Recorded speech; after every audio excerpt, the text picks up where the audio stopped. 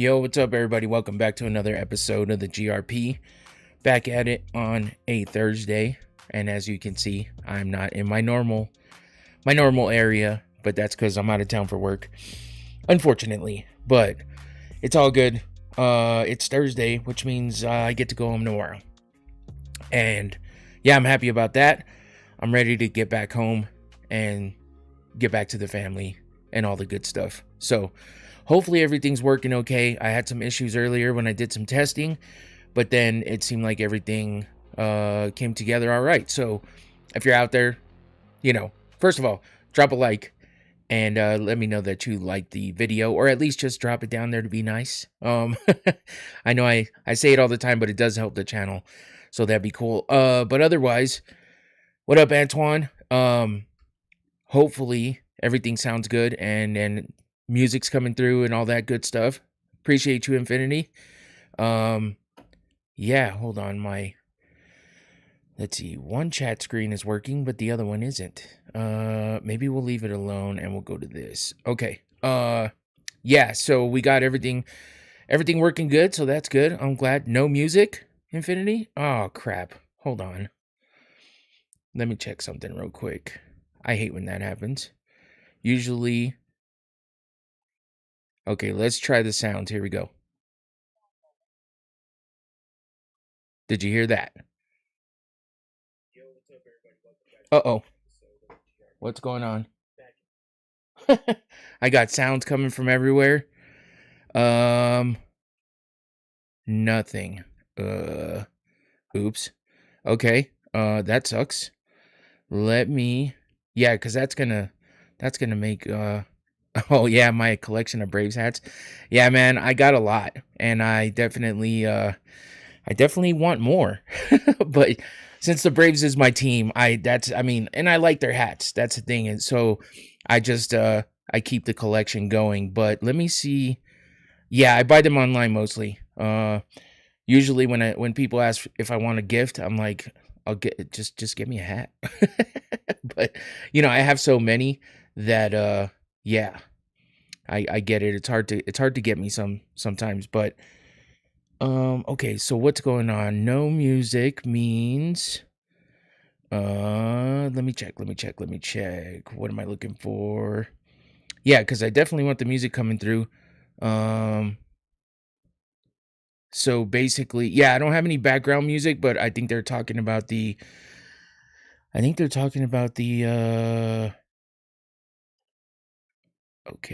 they're talking about the uh-oh, everything's glitching out. Okay. I think they're talking about the intro music. Yeah, I'm gonna get this going here. Do you consider to be as illustrious as the Yankees? No, not yet. 78 Northwest, what's up? Let me see. So if you're not hearing that, let me double check something.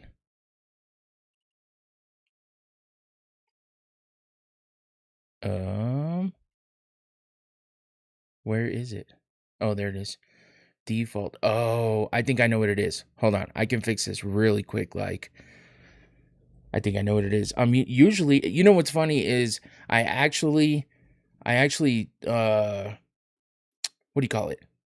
I actually tested and everything. Uh-oh, that's not good. Microphone.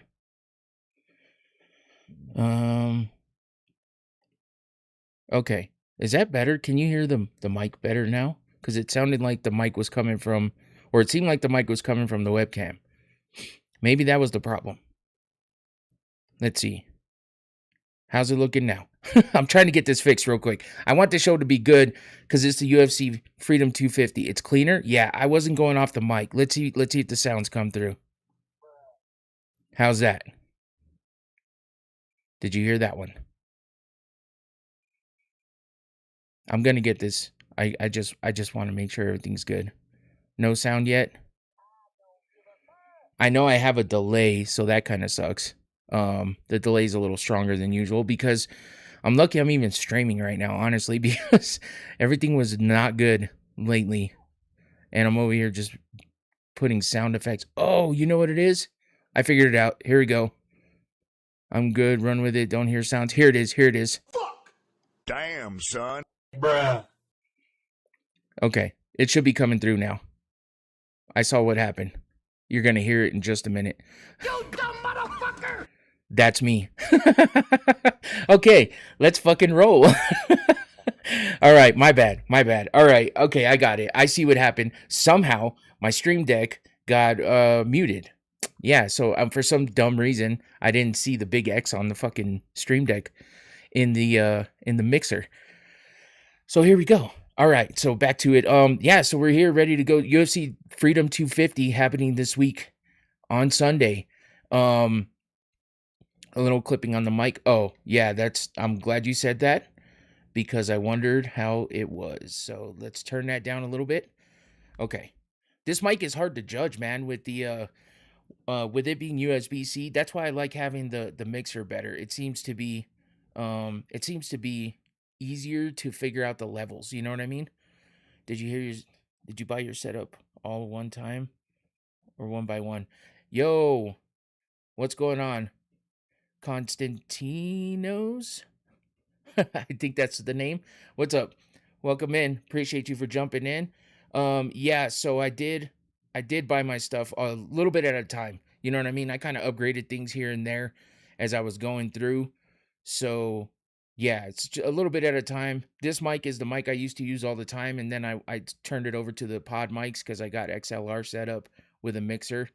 So, you know, perfectly pronounced. Oh, all right, cool. Right on. You never know with these names sometimes. But yeah, so UFC 250, Freedom 250. It's almost here, man. It's happening on a Sunday. I mean, what else can I say? It's gonna be a historic event, like because there has never been anything like this before.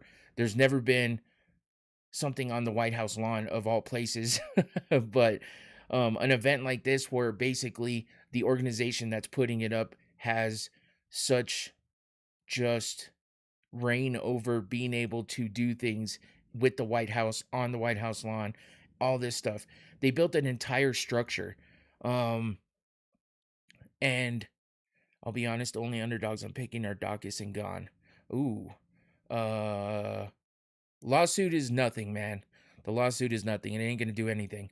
They're not going to get anything done in time. So it's not going to happen. And if it does, somebody must have some really big pull. But according to the last thing I just heard when I was listening to a podcast from earlier today, is that the judge decided that they weren't going to do anything about it at the moment. They still could possibly put some kind of protection order, which would be like a, basically like, what do you call it? A restraining order type thing. But that's very, very small chance that could happen. Other than that, nothing else is going to happen. So yeah, the lawsuit thing, too little too late. You know what I mean? Somebody would have to have some real power. And how are they going to have more power than over the president and all the people in the cabinet that are running with this whole event? You know what I mean? Otherwise, there'd be a bigger stink about it already, that we'd already see problems happening. They already got the structure up. I don't think there's any way they're going to be able to stop this. So it's unfortunate for those people, but for us fight fans and everybody else that's looking forward to this, it is what it is, man. I think everyone was over the shock of the fact that this was even going to happen. And at this point, most people are just excited to see, how it's going to go down. We see the structure. It's already up. The octagon's been put in. The canvases have been laid. They have spare canvases in case the rain does hit, because there was last weekend there was a little scare of actual weather happening, and so hopefully that doesn't come to fruition. And if it does, apparently they're just going to postpone it until the rain stops, or if they can't get it going early enough, they're going to move it to the next day. But that was kind of just a rumor.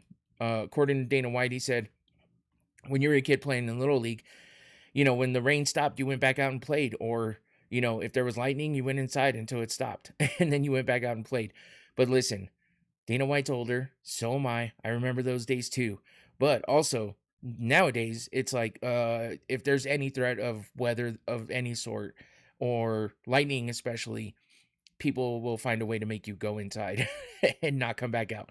So who knows? But they, like I said, no one's ever really had the reign that they have over this area with this event and doing these things, considering Trump is so close with Dana and all that. So yeah, it's crazy what's already been put up there, what's already happening, and what kinds of things are going to go down this upcoming weekend. So my hope for everything is that did you get to watch the finals? No, you know what? I didn't watch them, but here's, what's funny enough. I saw some streamers that were out in New York City in the streets, watching the game from their phones, pulling over to the side, not pulling over because they were walking around, but they would walk up to a bar or something that had a TV, and there was crowds, around it. So I actually got to, pay attention to the ending of the game. So I saw what happened, and I got to, see what was happening in the streets and everything like that. And yeah, it was pretty cool, man. It's pretty cool. And then to find out that they came back from such a deficit.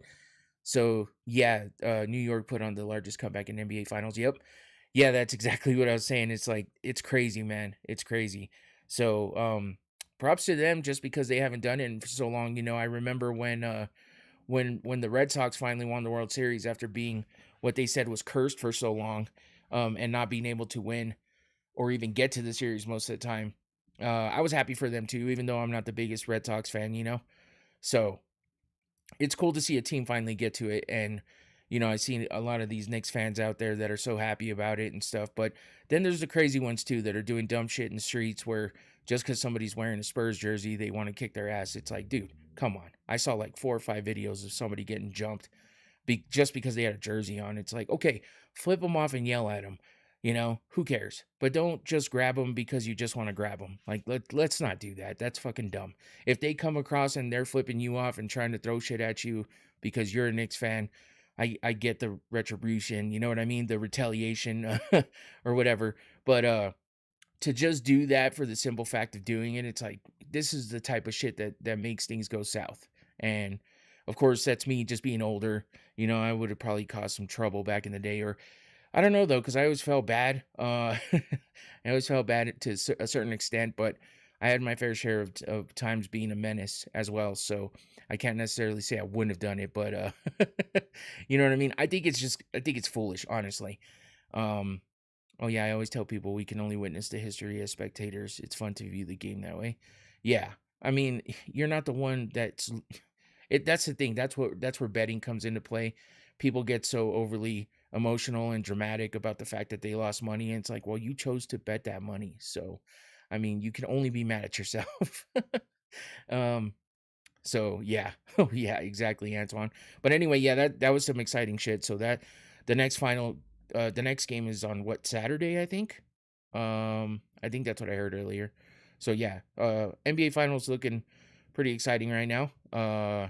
If you're if you're a Knicks fan, I guess. I was watching Paul Felder and Bisbing on their podcast today. Bisbing mentioned that from what he could say, contingency plans were in place for a potential pause with weather or lightning. Oh, okay. Thanks, 78 Northwest. That's cool that I was kind of right on that, I guess. Those were the same things I was hearing too. So it's cool to know that other people are saying that, and at least, where I heard it from was on the right track. So that's good. So yeah, anyway, before I go too far, like Infinity said earlier, I definitely need some smelling salts. So let me give a shout out to my sponsor, Noctane Smelling Salts. Of course, I have them here with me because I had to drive about 5 hours to get where I'm at. So of course I was using them as I was driving, keeping myself awake and alert. That's what I use them for. You can use them for various different reasons. If you scan that QR code on the screen or click on the link in the description below, it's always there under all my videos because they're my sponsor. You can check out their website, and it'll give you some more information. It's a cool website to look at, and you can learn about the different potencies. This is the most potent bottle. You can learn about the different scents that they have, and you can order yourself a bottle and support them because they support me, and that's pretty cool. So, yeah, thanks for the sponsorship, Noctane. Let's give this a hit real quick. Hopefully it's nice and strong. Oh. you can hear that because sometimes no matter what you do, the bottle leaks a little bit. But oh shit, I can smell it already. This is gonna be harsh, but that's okay because I need it. Wake my ass up. Here we go. Oh god. Holy shit. I have 2 bottles. I have one in my bag, and this one's just been sitting in this room, and I haven't opened it since I was on the road. Oh my god. That was strong. The harsh reaction though is because it's working. So it only lasts for a couple seconds. It's not a huge deal. I'm sure you've seen the videos online of people sneaking up to people, making or tricking them into smelling it. I feel like that's kind of harsh, but funny at the same time if you know the person. But if you just do it to a stranger, it's kind of fucked up. But yeah. Hey, what's up? All is good. But yeah, they're effective, man. They're effective. That's why they're so strong. Like I said, I got the most potent bottle. You can start with a less potency. Different options you have. Go to their website, check it out. Appreciate you, Noctane, for the sponsorship. And yeah, let's get to it. I don't have my normal drink today. Oh shit, it's kind of bright, huh? I don't have my normal drink today, but I am drinking some Twisted, my secondary drink. This is actually Twisted Lemonade. It came in the variety pack I had that I bought, and I had never seen it before. It's damn good. So if you like Twisted tea, try Twisted Lemonade, because this shit is good too. Johnny, what's up, Johnny? Welcome in, bro. Hold on. All is good. I forgot to give you this. What's happening with you, man? What's happening with you, man? And Johnny, feeling patriotic. Of course, I got one of my hats that, you know, little patriotic there. It's not the colors, but it's, you know, the salute to service type stuff. So, yeah, I'll have the red, white, and blue on Sunday for the watch party. Yes, I will be doing a watch party. I will have all the guys in the studio. I'll be back at home. It'll be awesome. I can't wait. And I hope that the weather doesn't happen so that we can get it started at the normal time that it was supposed to start at. And there's no delays. So it'll be awesome. Anyway, let's get to it. And hopefully everything's going to be working. And we'll get started with, of course, talking about the event. Because that's really all I want to talk about today. Feeling good. My city close to the NBA champions. Right on, Johnny. Congratulations, man. I hope they pull it out. You know, obviously with a 3-1 lead, that's pretty damn good. So thank you, Infinity. Appreciate that. So yeah, good luck to you guys. Man, this shit is crazy. It definitely is. I can't believe it's here. I cannot believe it's here. I mean, wow. The lawn of the White House, and we have a UFC fight happening. 7 total fights, 2 title events, superstar after, well, maybe not superstar, but star after star, big names coming out. There is a couple superstars, I would say, at the top of the bill, but man, I can't believe this shit either. It's crazy.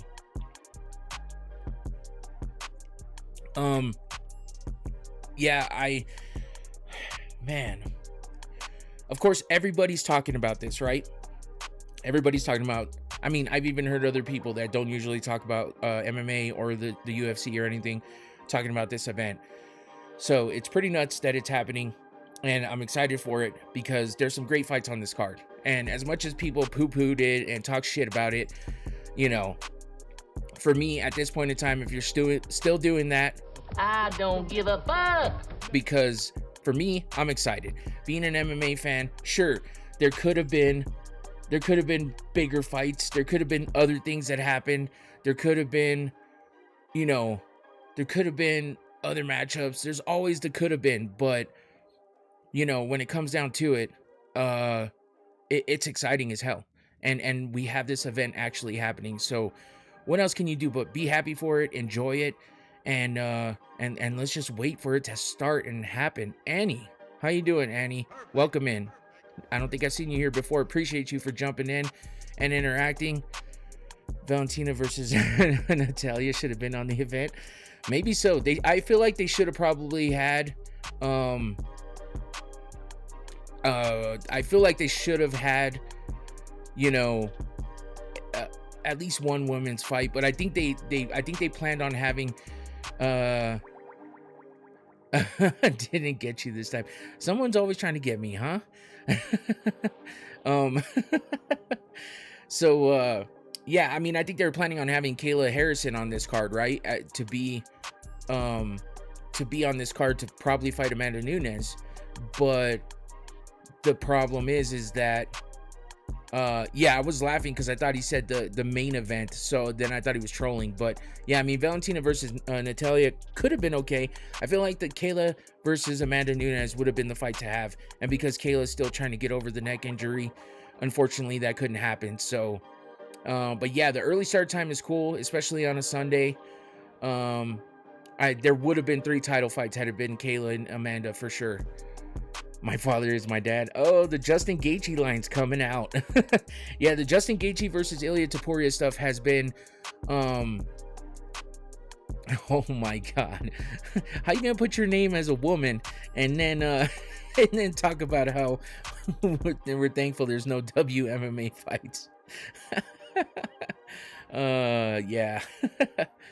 No, I don't know if Harrison and Nunes would have been the co-main. I think, well, okay, yeah, because interim, that's right. Alex and Ciryl are for the interim, so yeah, it would have been the co-main. I wouldn't have put it past them though to put them in on the 3rd slot. But anyway, yeah, the Ilia versus Justin shit talking has been interesting and kind of funny. Some of Josh Hokit stuff has been kind of funny, but I get a little sick of it, you know what I mean? But that's just me. The interim title would have been fire as the feature bout. Yeah, for sure. So, and yeah, you know, just so you guys know, there is no prelims. This is 7 fights straight up. There's just, when the event starts, we're in it to win it. There's no switching. There's no this, that, or the other thing. It's just this card. 7 fights from the beginning to the end. That's it. It's all the main card. It is the card. So, just in case you guys were wondering about that. So yeah, that's what makes it fun. I mean, there was initially only 6 fights on the card, and then we got the addition of Josh Hokit versus Derek Lewis, which I think is an interesting fight. I feel like it could be a very interesting fight, but it also could be a little lackluster depending on how the fight goes. But we'll get into breaking that down when we get to it. What is Derek Lewis going down to when the immortal Josh Hokit? Oh, Johnny. They said they're going to tell a story of Americas throughout the card, like they did with Mexico at 306. That'd be cool. I would hope so. If they do that for other countries, you know what I mean? They better do that to celebrate the 250th birthday of the US. So that'll be cool. Hopefully they really go all out for it.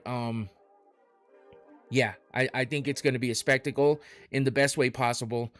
And I think that regardless of what goes on, as long as nothing bad happens, this is just going to be a historic event that everyone's going to remember. And if the fights come through from the bottom to the top, it'll just make it that much better, and it'll solidify its place in history as well. Not only for the venue, but for the quality of fights, and what might happen. Like if we get an upset of Justin Gaethje, the American at the, the American in the main event, that is the underdog in such a fashion that he is, to get the upset and knock out Ilia Topuria, who's never been finished like that, and to win that undisputed title at the White House would be absolutely insane. I want to see Josh take a shot clean from Derek. I saw this on CNN when I was in the gym. Yeah, it's all over the place, man. Of course, because it's the White House, you know what I mean? So that's why I'm not surprised. So yeah, I mean, I don't even know where to go except for let's just move on. And I have a couple things to show you in case you guys haven't seen them, and I thought it was interesting. Wanted to talk about it for a minute. We got the gloves. They're actually wearing different gloves now. They're not those fuck ass gold gloves that we saw the champions wearing for a little while. Let's hope that these look better. Let's hope that these are better all around. I like the flag on the cuff, except normally they tape that part, so that kind of sucks that the flag probably won't be seen. But the UFC Freedom 250 on the gloves is cool. The fact that they're black. The fact that they're blue and red is cool with the white writing. That's badass. I'd assume the red corner's wearing the red gloves, the blue corner's wearing the blue gloves, and that's a kind of a cool idea. I heard some people talking about the fact that maybe they should do that from this point on. Now, we know other organizations like Bellator wore red gloves. There's other organizations that wore blue gloves. So, you know, maybe the UFC just wants to stick to the traditional black and white. But I do think this is a pretty cool idea, and I'm glad that they brought this out for this event. Josh Hokit have to come out to the Hulk Hogan theme. Yeah, that would be good. That would be good. But yeah, so this event's really going to stand out, and not only for the gloves and the venue and the claw and everything else, but you know, we also have different fight kits. So those fight kits, they're not the best, I gotta say. It's kind of plain and simple. I mean, I like the obvious, you know, red, white, and blue. You know, some of it having, you know, the white being prominent, the blue being prominent. I think there was some with the red being the prominent color. I mean, I like it to a certain extent. I feel like for this event, they could have come up with something better, but it's not horrible, but it's not the best. For the most part, though, I mean, it looks fine. It looks fine. I just wish they would have came out with something that would have been a little different, a little more to it. You know what I mean? But I just noticed that they got the stars on the shoulders of the sleeves, so that's pretty cool. I didn't notice that before. You know, you got the stars and stripes effect. You got the colors. It is kind of weird that they're making the guys that are not from the US wear these fight kits. But also, I mean, it's happening at the White House for a celebration of the US. So I guess that's their thought process behind it. It's crazy because when you think about the name, the United States of America, like, that's a wild name. Imagine if we added a 51st state. Yeah, I mean, especially when a lot of times this country doesn't seem united, but I don't know. I'm not really sure where you were going with that one, Antoine, but I mean, I get it to a certain extent. Yeah, this whole thing is just kind of crazy. I feel like it's a little bit weird. You know, I think I heard somebody, I don't remember exactly who it was, saying that they wish that they could have at least had a patch on their kit, like on their shorts or something, showing like what, Ayman Zahabi was saying it, that you know, he was hoping to have like you're gonna have french fries on it. Holy shit. Oh man. Bruh. But yeah, like I heard Ayman Zahabi saying, like, I wish we could have like the Canadian flag on it, or at least like a, you know, the maple leaf, or like, you know, the Brazil would have something like that. When you think about the history of the okay, I got you, Antoine. Yeah, I wasn't exactly sure what you were saying with that, or where you were going with that one, but yeah, I heard him talking about that, and I feel like that would be pretty cool for them to have done. But at the same time, again, it's at the White House. They're doing it at the White House. It's a celebration of the U.S., so they just figure everyone's going to be in red, white, and blue. So that's the least of the worries, you know what I mean? It is what it is. The rabbit hole could be deep. South America still has American name in it. Only when it's convenient. Yeah, I get what you're saying. So yeah, the fight kits aren't the only thing. The Octagon girls have interesting outfits as well. As my wife described it, it looks like costumes straight out of The Boys, if you've seen that show on Amazon. Which is not wrong. She's not wrong. Now, there was a couple other, you know, outfits and stuff, but I mean, this is kind of what they're doing for the Octagon girls, and it's interesting. I gotta say that. I mean, it's not the worst thing in the world, but Ayman can wear Tim Horton gear. Yeah, so I mean, the Octagon girls, it's not the worst, but it is kind of weird. It does look like I think on one of the podcasts I was listening to, they described it as Party City-esque. Like it looks like they just got these costumes from Party City. So yeah, which is pretty funny. I mean, I understand where they're coming from with that. Which fight are you excited for the most?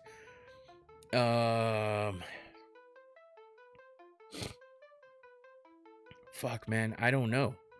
Let me get back to you on that. Maybe as I'm breaking it down, I'll make up my mind. I mean, I like the Pereira and Gane fight. I don't know, man. Too funny on the boys reference, spot on. Yeah, she definitely got that one. Infinity, what the hell are you saying with that? I don't even know what that says. Eamon been on Canadian bacon diet. Yeah. Anyway, this is what the Octagon girls are going to be wearing. So that's interesting, but cool, I guess. Hoofy versus Chandler is what I'm most excited for. Seeing, I heard Brendan Schaub discussing this fight, being one of the ones that he says is sticking out. Looks like Temu specials. Oh, knockoffs. I got you. Okay, thank God, Johnny, because yeah, I heard Brendan Schaub breaking this one down. He specifically pointed this one out, saying that he thinks Chandler's gonna work Hoofy because he thinks that Hoofy doesn't have cardio, and that Chandler's gonna be smart enough to basically take him into deep waters, wrestle him to death, and make him look silly. I don't know about that, but I'm glad you're joking about that, Johnny, because I don't know. I mean, I wouldn't say it's the least exciting fight for me, but I think it has potential because we've seen Michael Chandler just go crazy, and then he could really get caught by Hoofy, who we've seen have incredible knockouts. But Chandler likes to put on a show, so you never know what we're gonna get with that one. But yeah, I think Bo Nickal and Kyle Daukaus is like that one really might be the most boring fight on the card. So unfortunately, Hoofy gonna knock him out in the first minute, probably. So yeah, anyway, I'll get to that when I break it down. We're almost there. We're almost to the fights, and then we'll really get into that. But the last thing I wanted to show you, of course, the championship belt. I know I showed it before when they first unveiled it, but here's a nice close-up picture, and just a reminder of what the title fights are being fought for. I believe it's just the 2 fights for the title, but I heard something about 4 belts. I'm not exactly sure why we would have 4 belts. Why 4 out of 7 instead of just the 2 champions would be getting this belt, but I could have misheard that.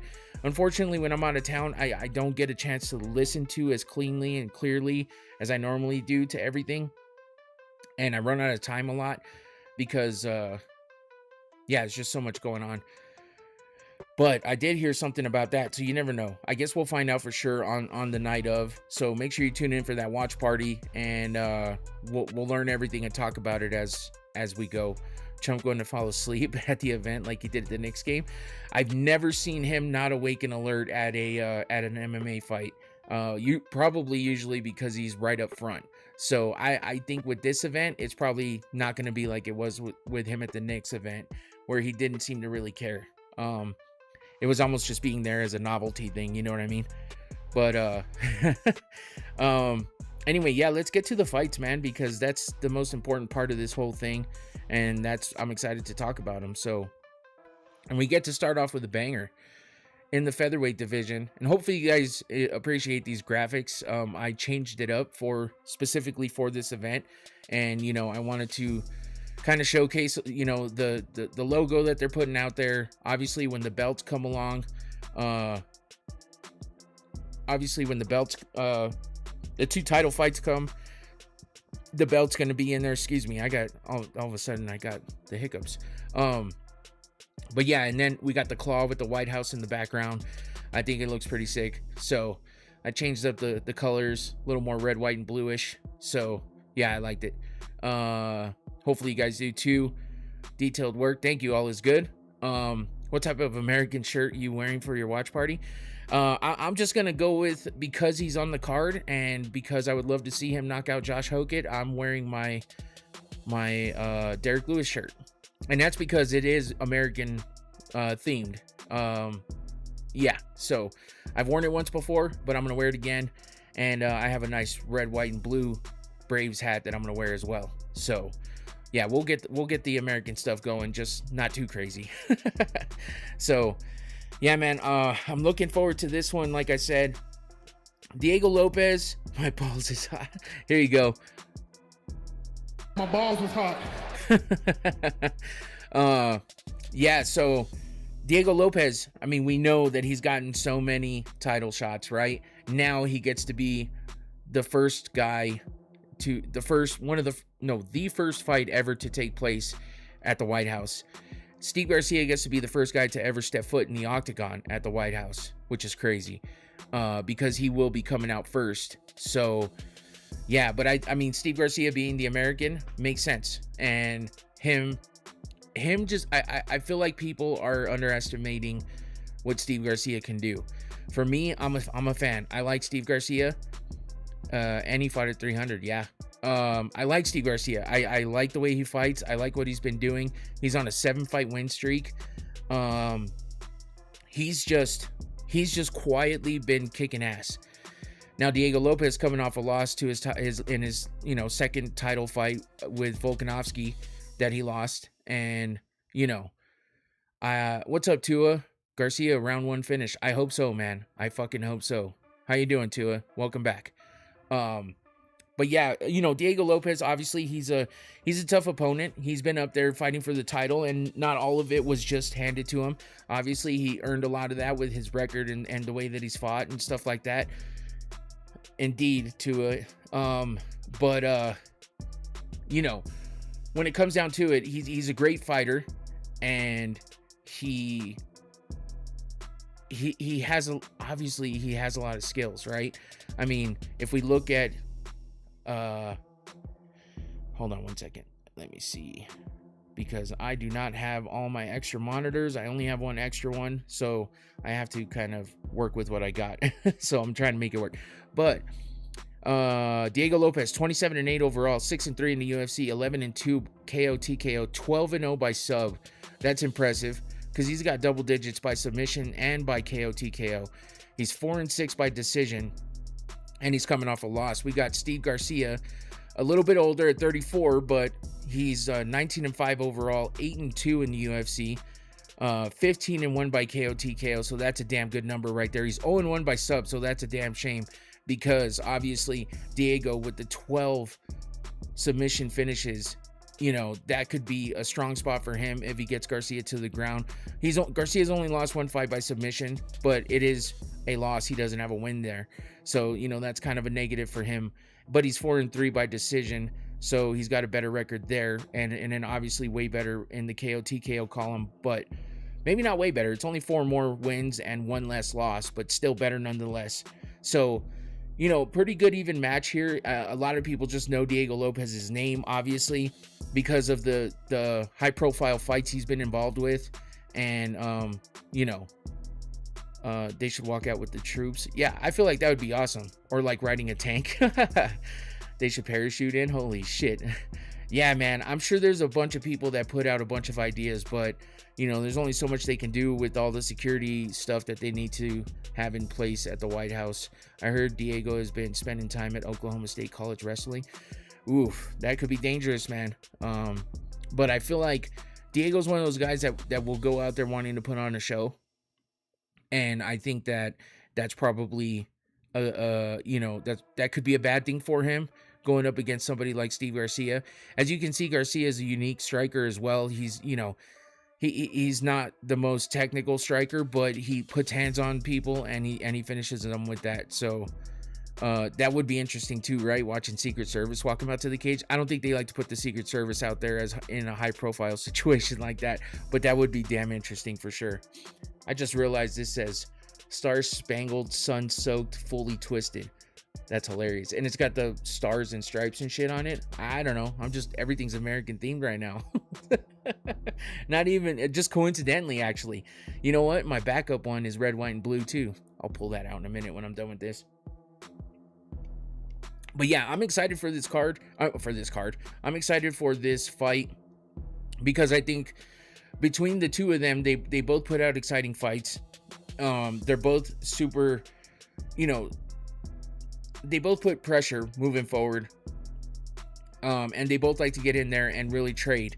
So obviously Diego's going to be looking to bounce back from that loss and work his way back up into the win column and actually, put together some wins.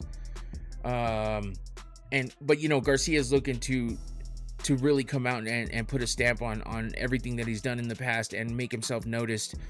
So, he's definitely going to be looking at, landing the volume that he's used to landing. And, you know, he's got a reach advantage. So he tends to finish fights quickly. He averages under 6 minutes of cage time, which is impressive.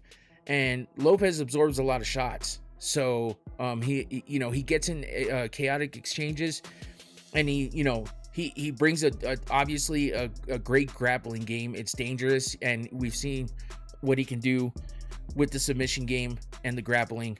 But is Garcia going to get the upper hand right away? Is he going to get the pressure started and early and really put the pressure on Diego? Since Diego does get hit a lot, if Garcia can establish that striking game early and be technical, and well, maybe not technical, but because he's not the most technical guy, but he definitely his striking is there. It's high level and it's good. So I think Garcia has the momentum here because but Lopes has faced the higher level of competition, so he's got the experience in there. But this could go either way, in my opinion. I know that Lopes is the favorite, obviously. Let's see, in Tapology, he's a slight favorite, -170. Garcia is the +140 underdog. So it's not that big of a difference there. And with these guys' fighting style, I think this could be an exciting first fight on the card. So it's interesting, man. It's an interesting first fight, and I think they did that on purpose. And I feel like they picked both these guys to put on a great first fight. And I think we're going to get we're going to be happy with that first one. So it's a good way to kick off the card. Unfortunately, we move over into Great for America with Bo Nickal and Kyle Daukaus both being Americans. The only problem is this one has potential to be maybe a little slower. I mean, Kyle Daukaus, he's one of those guys. He's on a 2-fight win streak, so it's not like these guys are coming off of losses. Bo is coming off a win as well. Daukaus round 1 RNC. Yeah, I could see that happening. But Bo Nickal, with that wrestling and stuff, he might, his defense might be good. And it's just, I think if Kyle can catch him on the feet, like anyone else has, with Bo Nickal, or hit him in the body like RDR did, that could be a great way to get him to the ground. Bo's never been finished on the ground though, and Kyle's got 12 wins by submission and never been finished on the ground either. So that's interesting there. Bo's only got 4 wins by submission. He also is only 8-1, while Daukaus is 17-4. So there's a big experience difference there. Daukaus spent some time outside of the UFC before he came back, and he's won both his fights since he's been back. So Daukaus has a great chance here, but Bo Nickal's got the name. Bo Nickal's got the momentum behind him and the support, obviously being close with Trump, and just being like the all-American guy right now. So this could be an interesting fight, but also it might be one of the more sleepier fights on the card, possibly. Do you think Bo Nickal still has real potential? I think he does. He's young enough to, you know what I mean? He's only 30. And while a lot of times when guys suffer those losses and stuff, it could be detrimental, but I think Bo has that kind of mentality to be able to bounce back and do better. So he's only got 1 loss on his record, and that was to RDR. And that was 2 fights ago. Since then, he came back and beat Rodolfo Vieira by head kick, and he got a bonus off that one. So he's coming off a great win. It's not like he's coming off that loss. As we saw, he bounced back in a good way, and that's usually what I look at and look for, is how they bounce back after their first loss when they're undefeated, or when they lose a belt or something like that. You know what I mean? So I'm always looking at those types of things because it tells a lot about a fighter. If they have trouble and they lose a couple in a row after they lose a championship, or after they've been undefeated and then lose their first one and then they lose a couple more, it's always a tough way back. So it says a lot about the fighter, but the turnaround could still, the change could still come later. So you can't ever count him out completely. But overall, Kyle Daukaus is 4-4 in the UFC. Like I said, he spent some time outside of the UFC for a little bit after his first 2 fights in the UFC. And hold on. Maybe, how the hell is he? Oh, I see.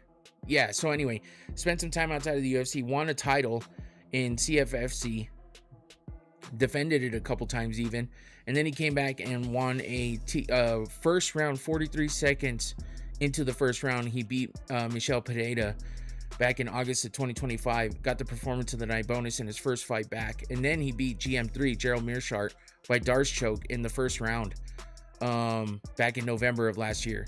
So finally making his 2026 debut against Bo Nickal, you know, and that's, like I said, a tough opponent. Bo Nickal is the favorite, minus 330 to Kyle Daukaus, who's plus 270. Even though Kyle Daukaus is on a 2-fight win streak, has way more submission wins, and has way more experience, you know, Bo Nickal has that name. So, of course, he's going to be the favorite, and that's just kind of how that goes, which is interesting. So we'll see how this fight turns out. I mean, it's not like a horrible fight. I just feel like it has potential to be maybe a fight that goes all 3 rounds and doesn't have as much action as the rest of them. Or it could be action-packed, because Daukaus and Nickal have both won recently off of big TKO wins. So, and then of course with Daukaus on the ground, if he can overcome Bo Nickal's wrestling and defense, you know, he can catch him in a submission early as well. So, or we drag it into deep waters and it's a lot of wrestling and grappling, and it turns out to maybe not be as fun as the rest of the fights have potential to be. It's a little bit back and forth for me, but this is probably the least interesting fight for me on the card, but that's just my opinion. So let's move on to the second. Well, no, I feel like this fight has true potential to be exciting and could be finished really, really early, and that's Mauricio Ruffy versus Michael Chandler. The reason for that, I know a lot of people aren't really high on this fight because they feel like it's a weird matchup, especially with Michael Chandler being on a 3-fight losing streak. We just saw Mauricio Ruffy coming off a win. Let's see, who did he beat in his last fight? I can't remember. Rafael Fiziev, second round TKO with a performance of the night bonus. Obviously, he lost his first fight against Benoit Saint Denis. He was undefeated in the UFC. He wasn't undefeated overall though. So that was his first loss in the UFC. But his last 2 fights have been performance of the night bonuses on top of TKO wins and early. We had the first round finish over King Green with that spinning wheel kick. And then we had the win over Fiziev, who's a tough opponent, and he got him out of there in the second round with a TKO. So, you know, Ruffy's definitely got potential to finish his fight in the first couple rounds. And Michael Chandler, while he could wrestle fuck the shit out of Mauricio Ruffy and take him into deep waters and, you know, really challenge that cardio of Ruffy, who doesn't seem to have the best cardio in the world, you know, it's definitely one of it's definitely one of the things he doesn't take advantage of, I should say. And that's his wrestling. While he's a high-level wrestler, he wants to go in there and put on a show, and it doesn't tend to work out for him very well. Like we see there, he's, you know, he's on a 3-fight losing streak. He's 2-5 in the UFC, which is tough. Now, one of those wins was an exciting, fantastic win against Tony Ferguson, but Tony Ferguson was already kind of on his way out at that point. You know what I mean? So he got that front kick knockout, and it was an exciting one, and it was crazy. But it's only one of his 2 wins in the UFC, and that's what makes it tough. He wasted so much time waiting on Conor, and he still didn't get the Conor fight, and that's kind of insane. But you know, he's still had some high-level fights in between there, but he just hasn't been winning. So it feels like kind of a crossroads fight here, because Ruffy, you know, is kind of one of those rising contenders. He's only 29 years old, while Michael Chandler's 40, and he's got highlight reel striking, you know, and then Michael Chandler being the vet, He's trying to fight this 3-fight losing streak.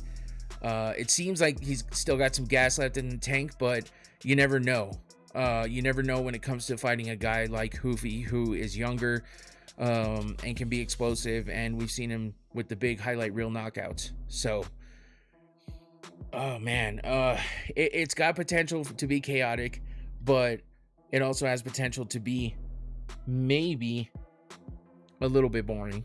But I don't think it will be, because Michael Chandler, like I said, likes to put on a show, and Ruffy's there to do what he can to get a finish, and we've seen it before. So Chandler being in desperate need for a win could mean that he puts his foot on the gas early and tries to really get something going, unless he fights smart and then takes Ruffy into deep water, like I said, and really challenge that cardio and that Octagon experience and IQ of Ruffy.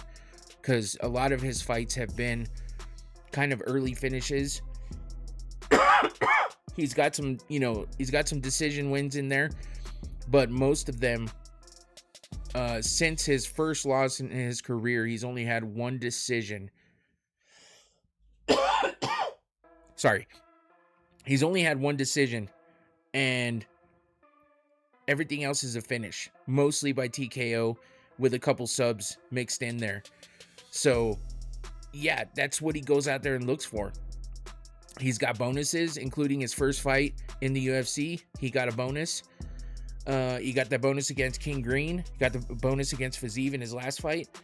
So, Ruffy, you can underestimate him all you want, but, I think I think he's definitely got potential to pull out a big win in this one. Sorry, all of a sudden I got something like bugging my throat. Not that a little twisted tea can't help. Do you consider Michael's UFC tenure a disappointment? Yeah, I kind of do. He's one of those guys that came in with a lot of hype around him, but it was after he was in all kinds of crazy wars in Bellator. And I would say that basically he came in to be a star in the UFC, and he played the game on the mic, calling out big names. He got a couple big name fights, and for me, I do feel like it's a bit of a disappointment because he had so much potential. There was so much hype around him coming over to the UFC, and look at his record. He's 2-5. He wasted all that time waiting on Conor. I get it. He was ready to get that bag before he retires, but I think one of the biggest mistakes he made was waiting on Conor for that long. And while he said that it didn't matter to him because he is older and he's okay with taking time off and stuff, it's just like, yeah, but that time off hurts you in the cage. So, yeah, I mean, his last fight was against Paddy Pimblett, right? If I remember correctly. Man, I'm so sorry. I've been breathing in all kinds of dirt and dust and yeah, nasty stuff, so it's getting to me right now. Let's see, Michael Chandler's last fight was Paddy Pimblett. He got TKO'd in the third round. He lost to Charles Oliveira, but got fight of the night. See, that's the thing. He gets fight of the night. He lost to Charles Oliveira by unanimous decision, got fight of the night. Lost to Dustin Poirier in the third round by submission, got fight of the night. Beat Tony Ferguson by TKO, got performance of the night bonus. Lost to Justin Gaethje, fight of the night. So he's got a bunch of bonuses, which is why I say, and then he beat Dan Hooker in his first fight in the UFC, got a performance of the night bonus there. There's only been 2 fights of his that he's not gotten a bonus on, and that was his last fight and his second fight. So yeah, he definitely has potential to make it interesting, and we'll just see what kind of game plan he has for Ruffy and what he decides he wants to do with this fight, because this is really going to be something that makes a difference for his career. If he can beat Ruffy, he definitely shows that he's still got potential to do something and win big fights. Is he going to be on a title run ever again? No. I don't know that he ever really was in the UFC, but he had potential to put himself in that position. He just never took advantage. He just, lost too many big fights, and It just never happened for him. So I think he can make a big statement here, getting the win over Ruffy at the White House, being an American. It's going to be big for him. So he can keep a lot of that hype around his name and keep his name important in the UFC if he gets this win. If he gets sparked out early by Ruffy, it just shows his age, shows, you know, how his career has gone in the UFC, even though he's got all those bonuses and exciting fights. Just not winning is a bad thing for him, and it makes his UFC career just not look great. So yeah, this could definitely be an interesting fight, and I'm looking forward to it. It's not like my favorite fight on the card, but it's definitely one of those that just makes this card interesting. So hold on one second. Man, I really got to figure out what's going on in my throat.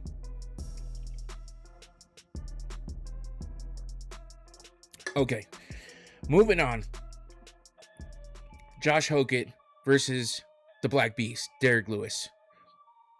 I don't know about you guys, but this one I'm excited. I'm excited for. Chandler round 1 submission. I mean, I don't know if round 1. I don't know that round 1 can happen unless Ruffy really slips up. I feel like if Chandler's going to win by submission, it's going to be later in the rounds. Like later in round 2 or round 3. You got a chama in your throat. Lewis round 1 KO. Yeah. Yeah, apparently I have a problem with my throat right now. It's annoying as shit. Here we go. Second, red, white, and blue. This is good shit too. It's the Rocket Pop Twisted. I have Derrick as well. Yeah, I mean, I'm hoping for Derrick to get the win here. But here's the problem.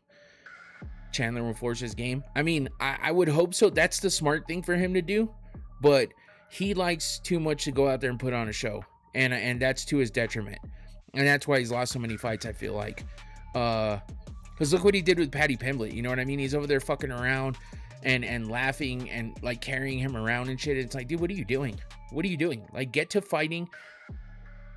Get serious. Instead of just putting on a show. He doesn't have a good balance. I guess that's my point. So, but yeah, Josh Hokit versus Derrick Lewis.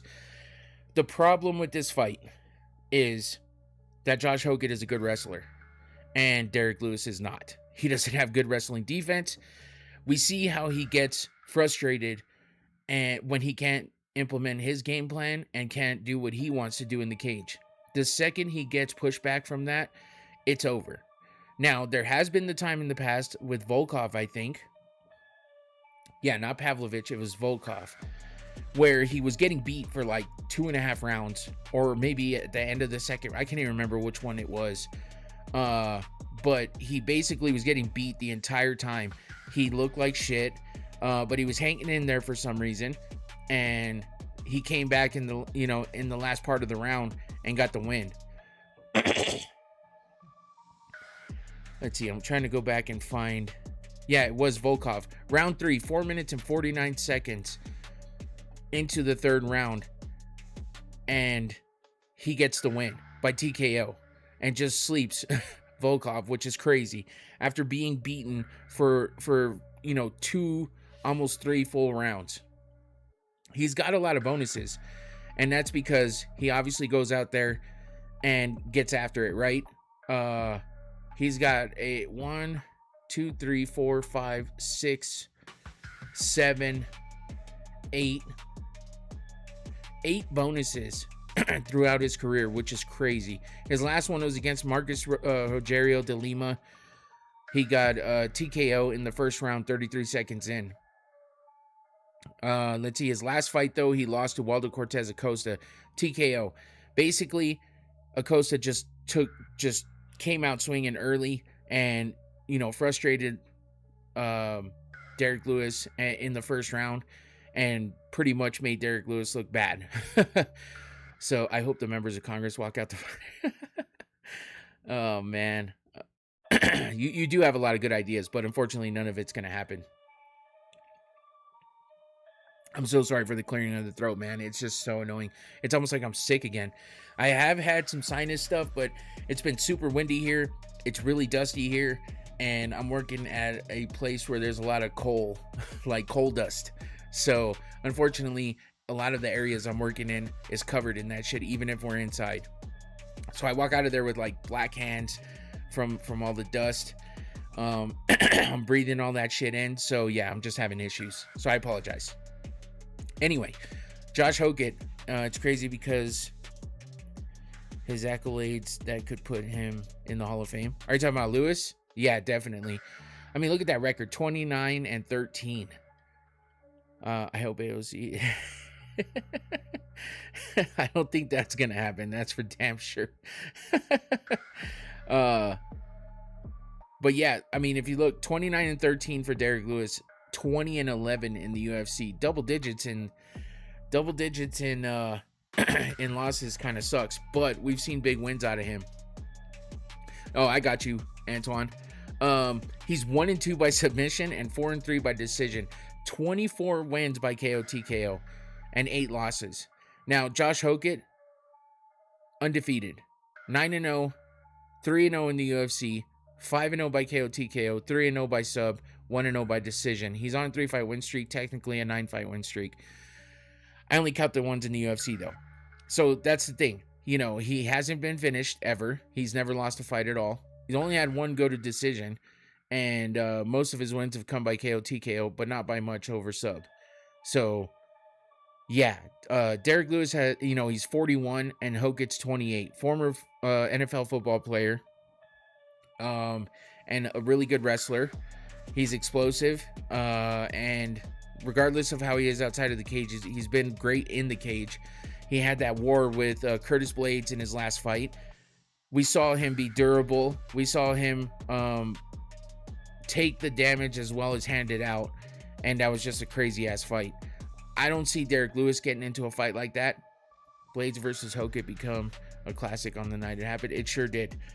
It sure did. And yeah, I don't see Derek Lewis. He will not get into a fight like that.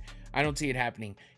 What he's going to do is, if he's taking as many shots as he's handing out and he's getting hit cleanly, he'll go down and he's not going to take much of it. He'll go down, he'll turtle up, and it'll be over quickly. Unfortunately, that's the way Derek Lewis fights. And I hate to describe it that way, but that is the way it goes. A lot of times you're just like, did he just quit? If he gets his legs kicked out from under him, he's going to be done. If he gets wrestle fucked, he's going to be done. He'll get frustrated. It's going to be over.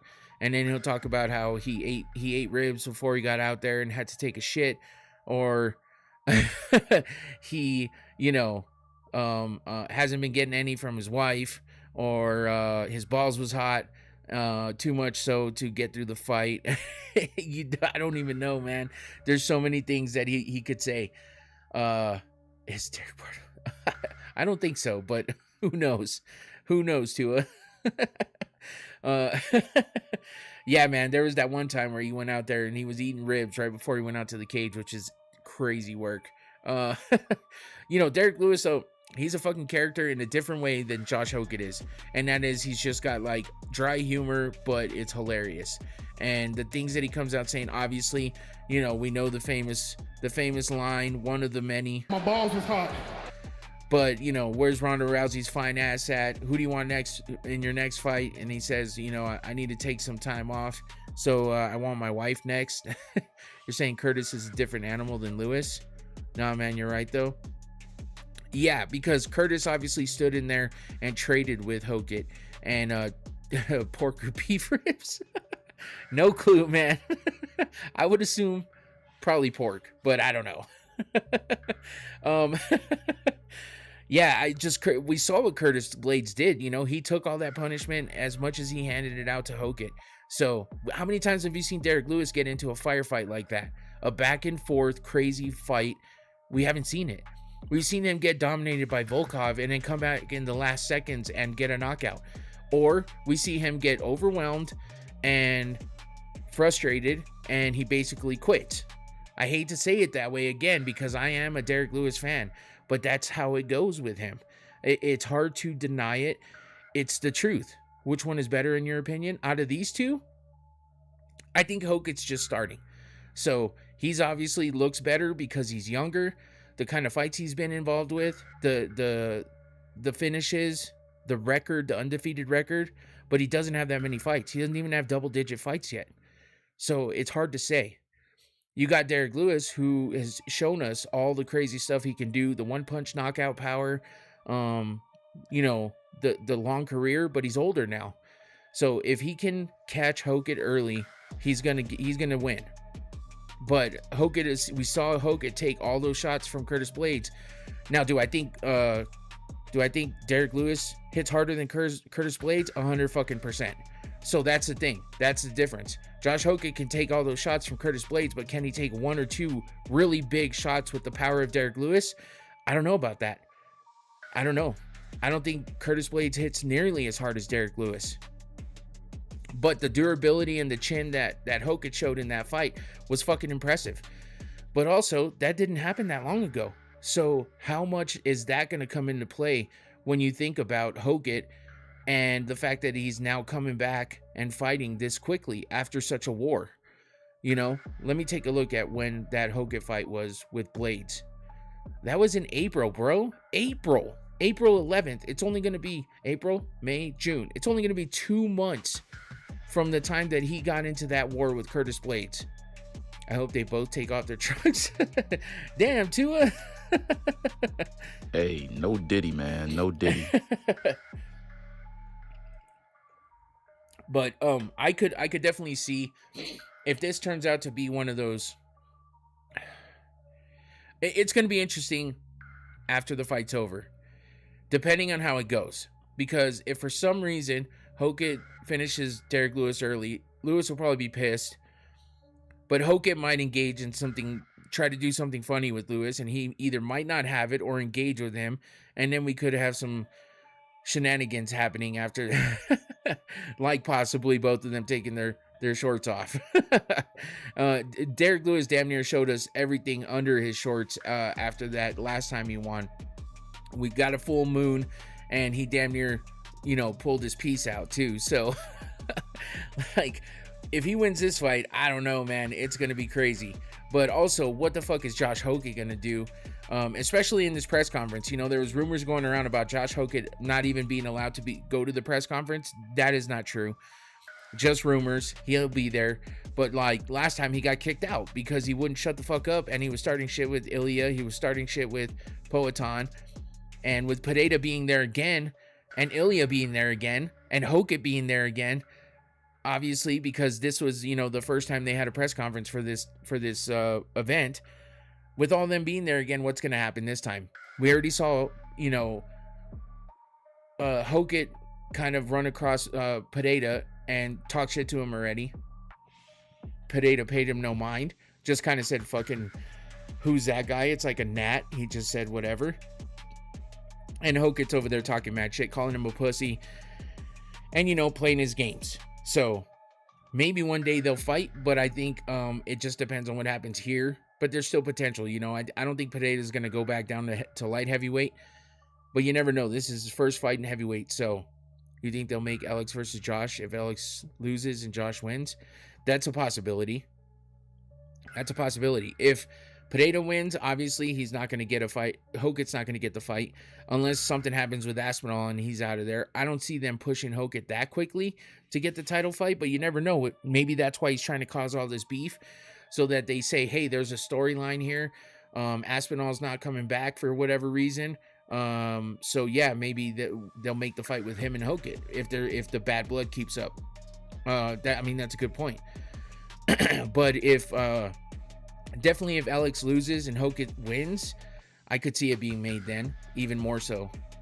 So not a bad shout there, Antoine. But yeah, otherwise, I mean, I think this has potential to be a great fight. As we know, you know, Hokit being undefeated. We've seen what Derek Lewis can do. Hokit's coming off this crazy war with Blades. How's that going to affect him coming into this fight? He already acts like he's got massive brain trauma or CTE. But who knows? You know, it's a big act as well. So but he's a fast rising contender in Hokit, and he's already shown us how dangerous he can be. But also the durability is there, the explosiveness is there, and yeah, the agility. And Derek Lewis, we know just to be one of those guys that stomps forward, throws heavy hands, and wants to land and finish it early. So that's always his ideal way to win. And unfortunately, it seems like he gives up a lot, whether it be because he doesn't think he can win or because he doesn't want to deal with it. Who knows? But that's the kind of fight game he puts out there. So, Hokit having wrestling, pressure moving forward. Oh no. Hopefully everything's still good because I'm getting an error. So hopefully everything's okay. Yeah, let me know if anything's going on with the stream out there, please. But for now, let's just hope that everything's good. Anyway, yeah, Lewis, I mean, with the fact that Lewis is has that one punch knockout power, I feel like he's got real potential to catch Hokit, especially if Hokit wants to push things early. But if Hokit's smart, he works on the outside or gets in on Lewis and takes him down early, I should say, and frustrates him. So it's going to be an interesting matchup. And I would love to see Derek Lewis come out there and really get that big win early. But what makes me worried is just the fact that Hokit has the ability to frustrate Lewis, like Lewis usually gets done to him, and then it's over. So I'm rooting for Lewis, but it's gonna be tough. Let me see what are the odds for this one. Lewis is a plus 270 underdog, while Hokit is a minus 340 favorite, which is tough. Hoofy, by the way, is a huge favorite at minus 650, while Michael Chandler's a plus 425 underdog. I didn't realize Hokit wrestled Bo Nickal. Yeah, and you know what? Bo Nickal said that Hokit was one of the only guys to really go out there and truly wrestle him, come forward and push the pace, while most guys sat back and just tried not to get, just acted, kind of scared and didn't really want to full-on wrestle him the way that Hokit did. So Bo Nickal, while he beat him, he still gave him his props, so that was pretty cool. And that's what worries me about this fight, because I know Hokit can wrestle really well. If he can hang in there with Bo Nickal like that, and Nickal to give, for Nickal to give him those props, he's got a great wrestling game, and that's a kryptonite for Derek Lewis. So it's unfortunate. Speaking of Bo, though, yeah, he did get tech fault by him, but he did say that he was good. So he hung in there with him, even though he didn't get the win. Tech fall is a tech fall, but still, Lewis wouldn't have lasted a minute in there with Bo. So Bo Nickal is the favorite in his fight, by the way. I forgot to mention that. Minus 330 to Kyle Daukaus, plus 270. So yeah, that's about it. I'll be rooting for Derek, but we'll see what happens. Moving on, Sean O'Malley versus Amin Zahabi. Obviously, another interesting fight. No one seems to be too excited about this fight. I mean, Sean O'Malley is a big favorite at minus 420, while Amin Zahabi's at a plus 300. But Zahabi's never been finished on the ground. He's 3-0 there. He's 5-1 by KO TKO. Oh, I forgot Raf is tomorrow, huh? Holy shit. Yeah, I'll see if I can catch that one. Zahabi's sub round 1. Hokit been eating his vitamins and saying his prayers. Yeah, I mean, Amin's older, 38, but he doesn't have as many fights as Sean O'Malley, for the most part. Or I should say the experience that Sean O'Malley has, considering Sean O'Malley's a former champion. Obviously got pushed, pretty hard by the UFC. He was a, pretty big star. I say he still is, maybe just not as big as before when he was the champ. But, a lot of people still love him. I like him too. I mean, I've been a fan of Sean for a while. I do like Amin Zahabi though, but at this point, Zahabi got hurt by Aldo and Vito. Yeah, and Amon's one of those guys where he's gonna get hurt. It's gonna look like it's over for him early. But he hangs in there, and he still makes a fight of it. I mean, if you think about it, he still beat Aldo. So, it's tough. Could you make the case Amon is in his prime? It's the only prime he's ever going to have at this point. I would usually say at 38, it's tough to say that anybody's in their prime, but because he wasn't in there in his younger age, he had a long time of not fighting, in the cage, even though he was training and stuff. I guess because he got his career started later, when he got serious about it, I would say, yeah, he's in the only prime he's gonna have, because pushing 40, it's tough. It's like now or never for him. So he seems to be in good shape though. He's on a 7-fight win streak, which is nuts. Sean O'Malley is coming off a win, questionable win in some people's eyes apparently, like some of his fights have been. That was the fight against Song Yadong. He won by unanimous decision back in January of this year. Before that, he had the 2 consecutive losses to Merab after he lost his title and tried to win it back in the immediate rematch. What if he wins the belt at 39 somehow? How long would he have left? I have no idea, man, because I don't see that happening. But if it does, then it's just surprising in a good way. And I mean, he's not going to have too much longer after that, but it's just a matter of how much damage he's taken in there, how well he takes care of his body. And, with Amon having Faraz as his brother and having trained at GSP and all that shit, he knows how to take care of things. So I wouldn't doubt we see him fight, into his mid-40s at least. But it's all a matter of what he wants to do, too. Maybe he has a goal. If he makes it to getting a belt, he would retire on top. You never know. Being the age that he's at, it's hard to tell. So, yeah. Anyway, Sean having lost, the 2 consecutive to Merab, and then coming back and winning against Song Yadong. Some people thought he didn't win that fight, but it is what it is. But yeah, he fought on the card with Geathje versus Pembley, where Geathje won the interim. So, he's kind of got that. If you look at the superstitious side of things, they fought in the same card that they both won. So we'll see how it kind of works out for both of them. He might fight until his 50s. I doubt it for Amon, but you never know. But yeah, anyway, so with all that being said, I mean, I feel like this has potential to be a good fight. I would love to see Sean O'Malley of old come out. The guy who has 11 KO TKO wins, it feels like he hasn't finished anybody in a while. And he's 11-3 in the UFC, 19-3 overall, 2-1 by sub, 6-1 by decision. He has a winning record in all of those categories, and he is coming off a win. He only has 3 losses, and one of them was Cheeto that he says he didn't lose because of this, that, or the other thing. And then he's got the 2 legitimate losses to him, to Merab. So, he's only got 3 losses, and people already count him out as if, who would you have picked in O'Malley versus Sandhagen? I don't know, man. That's a tough one to pick, honestly. If it was the Sean O'Malley of old, I would pick him 100%. It's not going to be easy, but I would pick him over Sandhagen. The way that he's fought recently, it's hard to tell. I think Sandhagen's a tricky opponent. He's good in a lot of areas, and he can do a lot of different things. So I never count Sandhagen out, and I feel like it would be an interesting fight between them. But for now, he's got Eamon Zahabi, who's on a 7-fight win streak. He's 8-2 in the UFC, 5-1 by KO TKO, 3-0 by sub, and 6-1 by decision. Like I said, he's 38. He's 14-2 overall. So, I mean, it's an interesting matchup.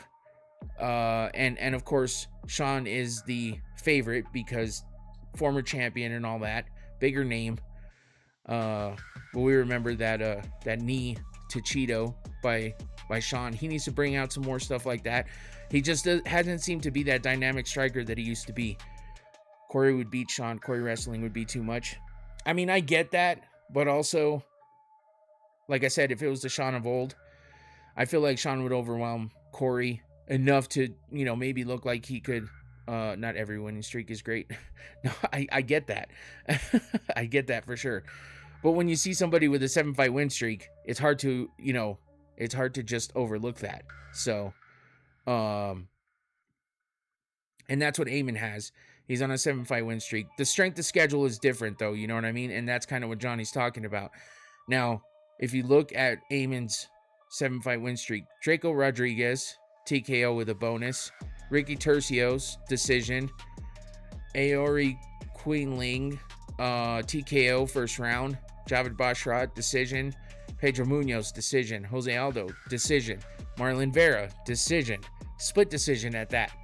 So Cheeto and Aldo, Munoz, Bashrat, 4 decisions in a row. That's what he's gotten his wins, his 4 of his 7 wins on.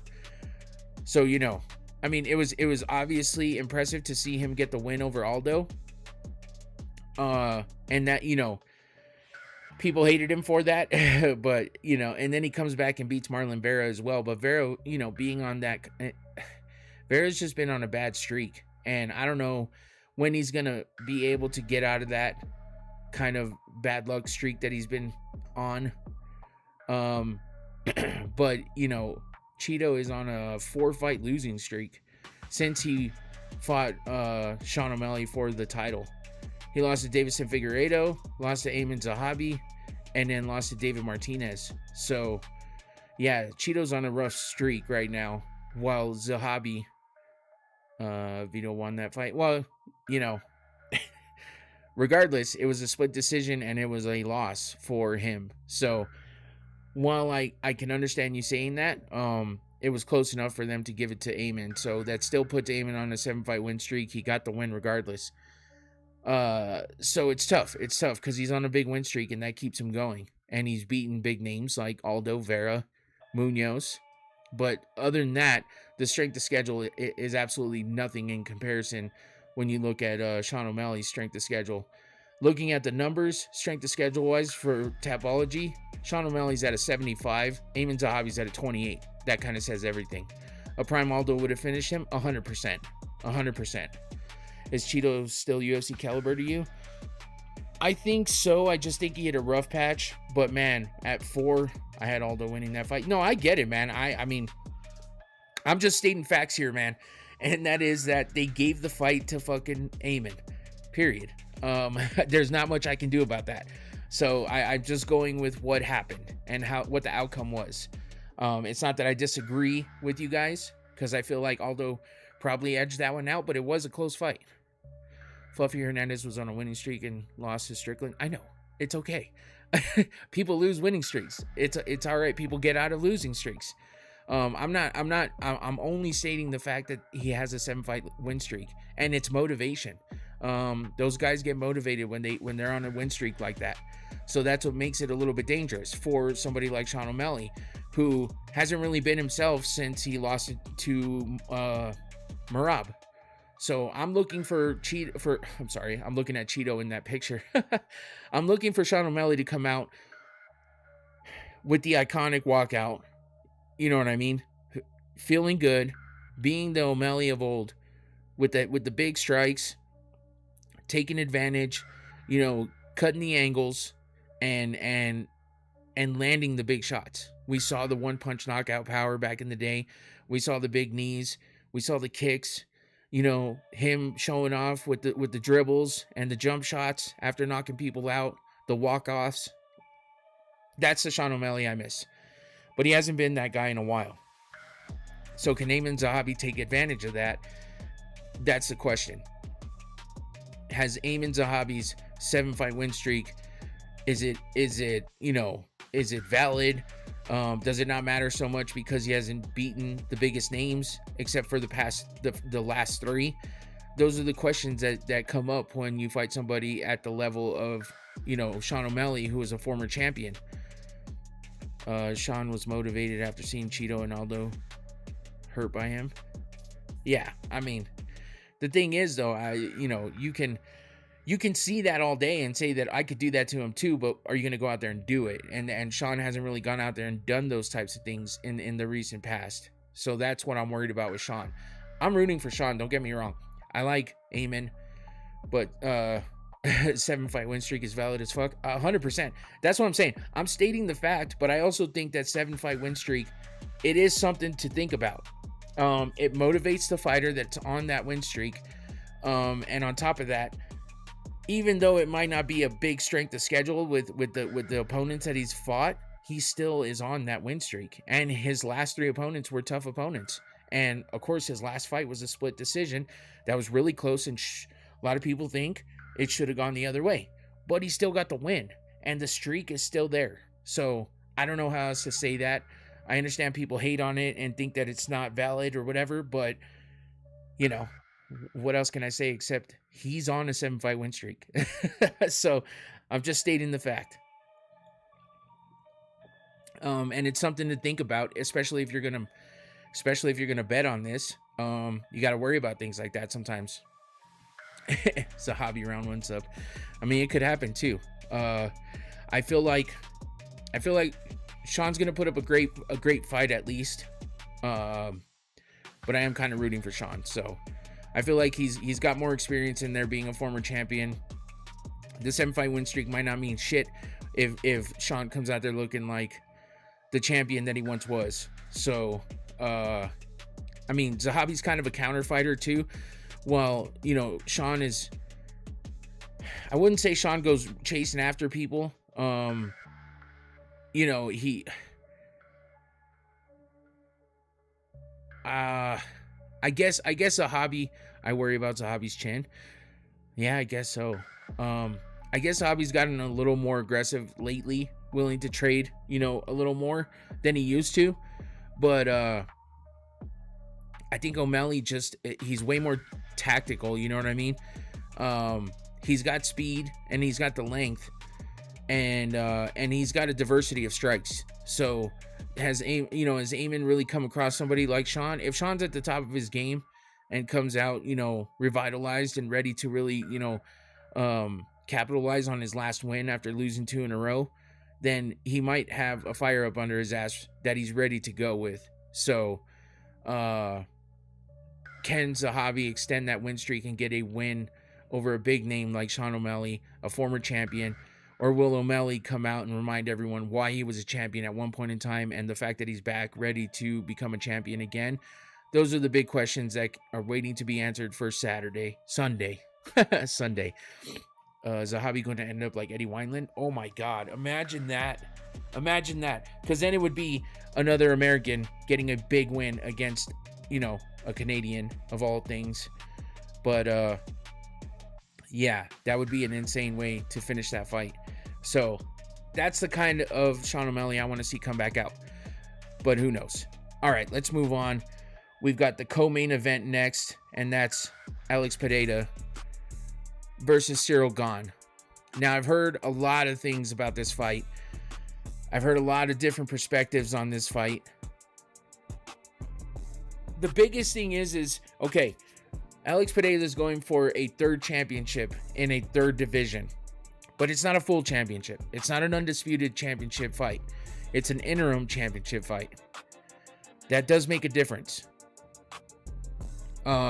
But he's still putting on he's still making history with him winning here. So that's a big thing. But Ciryl Gane, I've heard everything from he's too fast, he's too big, he's too strong. Pereira's too fat. Pereira's putting on the wrong kind of weight. Is Pereira's power going to come over and be as much as it was and as dominant as it was in the light heavyweight division against heavyweights? The thing is we asked all these same fucking questions when he moved from middleweight to light heavyweight, which is a bigger move. Well, maybe not, because heavyweights have such a vast array of like weight that it can fluctuate from. So I guess the amount of weight is bigger at heavyweight, but and heavyweight's a different thing because heavyweights can finish things in an instant, you know. But that's all we've seen out of Pereira too. Gane round 1 sub. Gane's too fast. Head movement is too slick. Hips are faster. And that's the other thing. Yeah, the speed advantage, the athleticism. But also, how about he likes to kick people in the nuts, and he likes to poke people in the eyes. That's what he likes to do. Wait, hold on. With that hand too. Oh, and you have a cup on? Okay. Let's see how much I can hurt you with that cup on. So don't forget about that, because that changes the dynamic of the fight. Alex rehydrated back to 232 against Ankh in the rematch. True. Gone a faster, stronger Izzy. I don't know about that, man. How many fucking times has Ciryl Gane been up there to get a title as well? I think I heard like 5 or 6 times, which is insane. So to me, and he's never gotten it, right? He's never gotten it. So even for an interim, to me, it sounds to me like Ciryl Gane just can't. He just cannot finish. He cannot finish the game. He can't get there, or he gets there and he can't win. He fought John Jones. Okay, hold on. Won the belt against Derek Lewis. Was that an interim? That was an interim. Okay, so he got that belt. All right, so I was wrong. For some reason, I didn't remember him doing it. And then he lost to Francis Ngannou. They would still love for him to be champion. I have Ciryl as well. This is Gane's 4,000th title shot. He got good timing and has not been in too many wars. But don't forget about these, because he's using those, and you know it. To be fair, it's John and Francis. Yeah, but the thing, I mean, it's still an issue. But okay, so I was wrong regardless, right? I mean, because he did win that interim. So, or not the championship, won the belt. Was it interim or fucking? Because Francis, I guess it would say, right? I guess it would say if it was interim. I'm trying to fucking remember.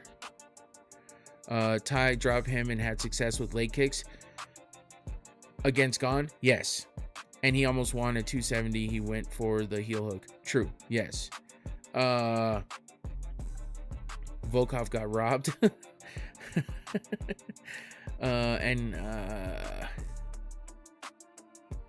Yeah, so anyway, okay, yes, the Ty thing, okay, that's one of the things Tai Tuivasa is an awkward opponent. So Pereira, though, he marches forward, he stalks, and he tries to walk you down and take you out, basically. Ciryl Gane is athletic.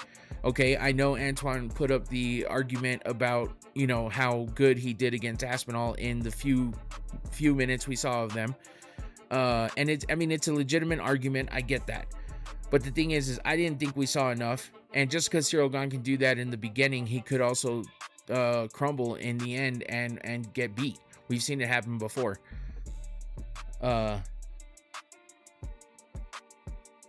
He's still hard to hit. Yeah, I mean, but why did Tai Tuivasa, one of the guys that is on a 7-fight losing streak at this point in time, how did he catch Ciryl? That's the thing, is he can be caught.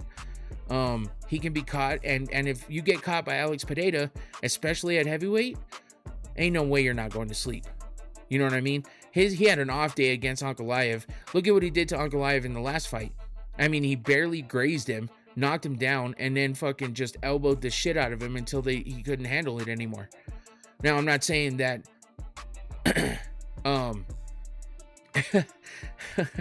no worries, Antoine. But I'm not saying that he can't take the hit, but I'm saying how many times have we seen him get hit that hard? And if you look at what happened when he got hit by Ty, who's a big hitter as well. Gane only outstrikes Tom by 3 strikes. Outstruck Tom by 3 strikes. Yeah, we know. I mean, we had this discussion. So that's the thing, though, is I just think that heavyweight, though, and for sure Alex can get the KO. Yeah, I mean, I've heard the arguments back and forth for both of them. We know what Alex Pereira can do, and I've doubted Alex Pereira way too many times. I've doubted him, thinking he's not going to do it, and he's done it. I don't think he's got good footwork. It's not super unique. We've seen it before. It's just, and all it takes is one shot to get that footwork to stop working. Gone sub round 1. This is one of those fights that we just have to wait and see what's going to happen. because I've just seen too many people with too many different opinions back and forth. And while I respect it all, I just feel like at this point in time, for me, I just want to see the fucking fight, because I can argue my point all day, and so can everyone else. None of us are going to know until the fight happens. And that's what, I mean, it makes it fun to talk about. And if you just look at, look at what Ciryl Gane's last fights, the Tom Aspinall thing, eye pokes, right? No contest, his fault. Volkov, split decision. Sergey Spivak, TKO, round 2, performance of the night bonus. But that's Spivak. If we look at Spivak, he got a win over Anti-Delia in his last fight. Lost to Cortez Acosta, lost to Gelton Almeida, lost to Ciryl Gane, lost to Aspinall. So he's losing to some of the best. I mean, he lost to Martin Tybura and Walt Harris too.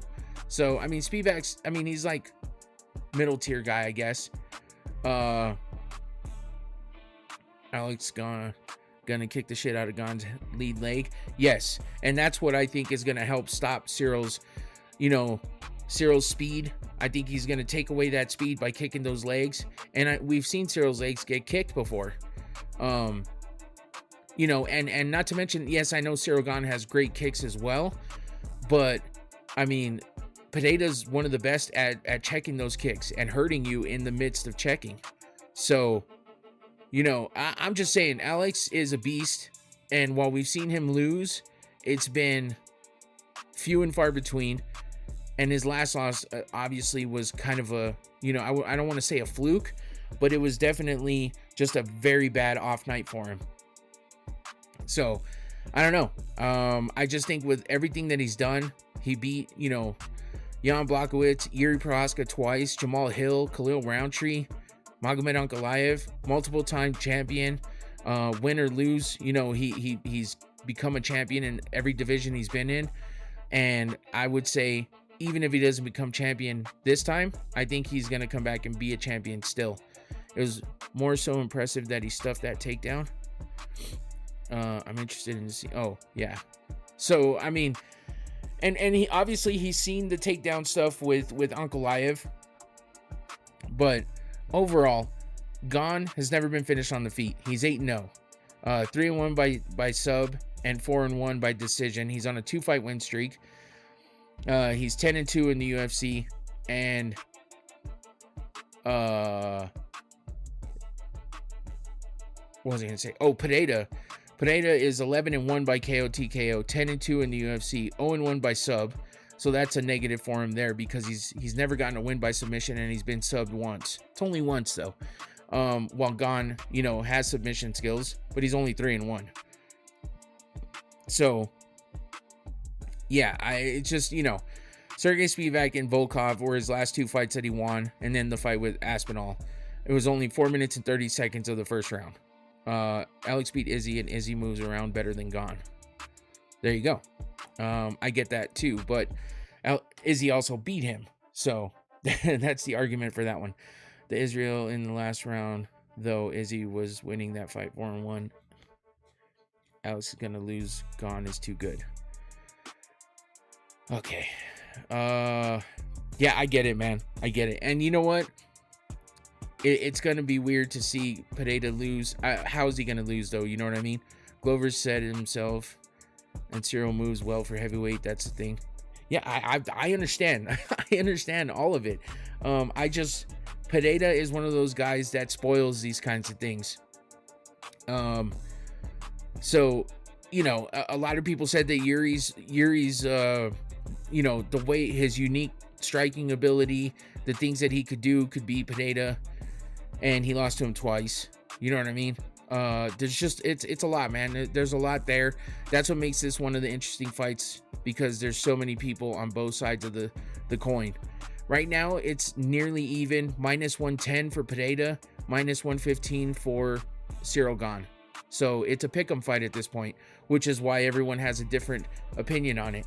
You know what I mean? It's a legitimate, even matchup, and Gane must be tired by the championship rounds if he doesn't get respect. because you're having guys like Yuri sitting in front of him with his hands down. Yeah, I mean, that's not the kind of things people were talking about with Yuri when he was on a streak. So Khalil was so composed and he had so much success. I mean, he had so much success, but he got the living shit beat out of him. So, I mean, he got that success by giving up 2 punches to get 1. So I don't know. I mean, I give Khalil all the credit in the world, but he looked like he was like attempted murder was put on him. So I don't know, man. He put up a good fight, but that's Khalil. And also we're in. Everyone keeps saying it. We're in heavyweight now, so who cares?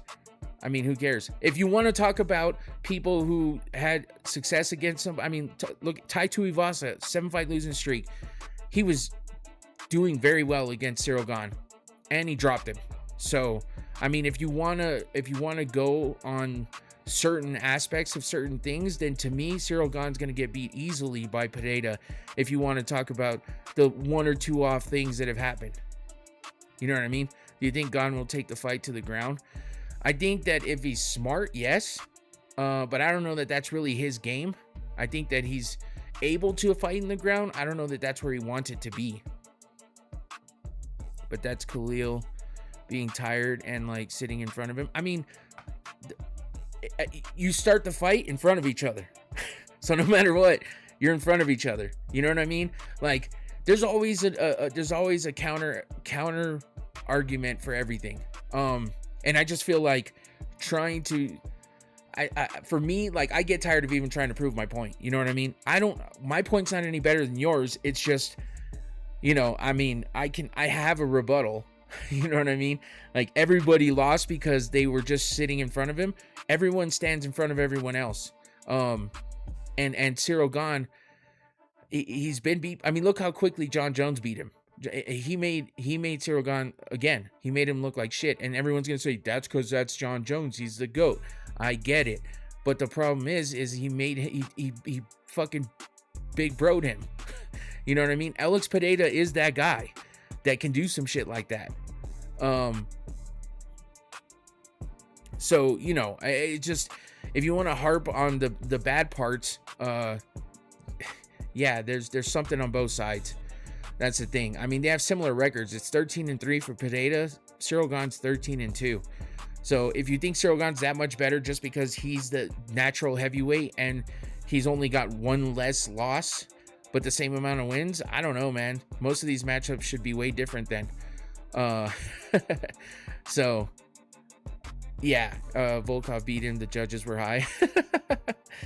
Yeah, man. Like I said, I sometimes I get tired of even trying to justify it. But yeah, it's just one of those things. I just don't see it being that easy. So for me, I think Pereira's gonna win. But I do think it's a dangerous fight against somebody like Ciryl Gane. There's just something about Gane that rubs me the wrong way, and it might be the fact that he plays with his fingers too much. You don't like that, do you? Nobody likes that. Natural heavyweight, but got submitted by Jon Jones. I mean, that's kind of my point.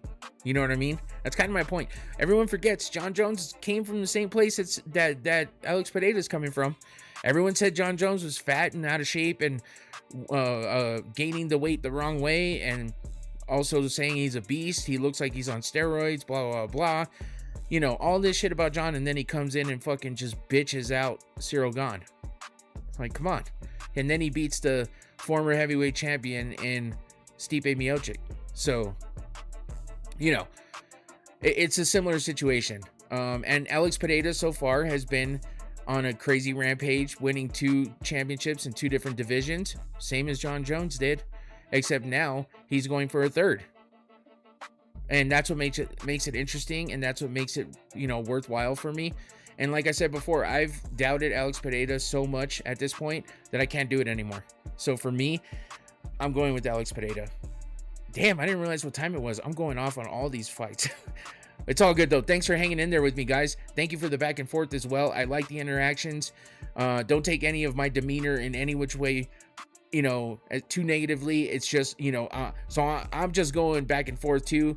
And like I said, sometimes I get tired of even trying to justify it, but at the same time, that's what makes it interesting to talk about, right? So it's all good, and I enjoy the back and forth. I want Tom versus Alex in MSG in November. That would be sick, honestly. But I'm sure a lot of people want to see Ciryl Gane get that fight as well. So, all right, let's get to this main event.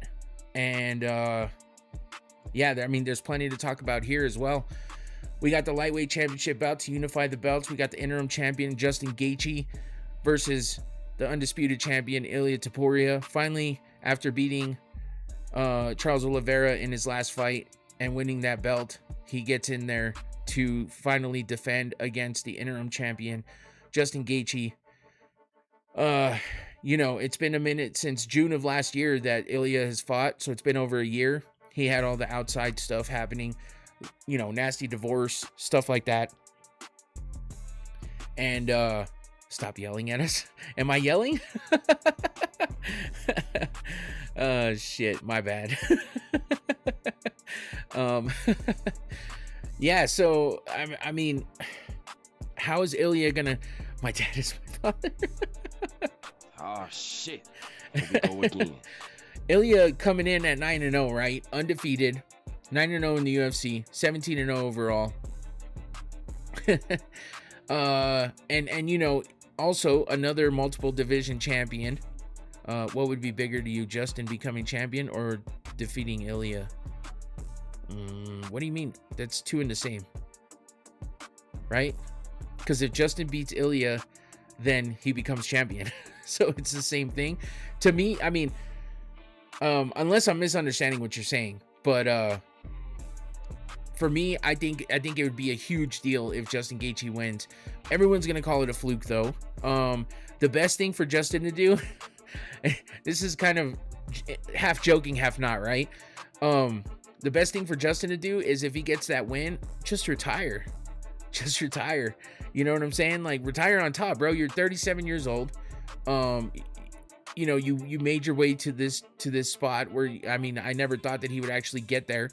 And for him to win and just be out on top, man, because they'll give Ilia they'll give him the automatic rematch, and it probably won't bear well for Justin unless Justin becomes that guy who just has Ilia's number. That's the way Merab was with Sean, who was super, super dominant over all of his opponents and a great champion. While Ilia's in a kind of a different league, obviously, it would be so much bigger if Justin beats him. But what if Justin's the guy that has Ilia's number? You know what I'm saying? Ilia winning by knockout in the second round? More than likely. But I would love to see Justin Gaethje win, honestly. I would. But I like Ilia too, and I think Ilia is definitely on a, generational run at this point.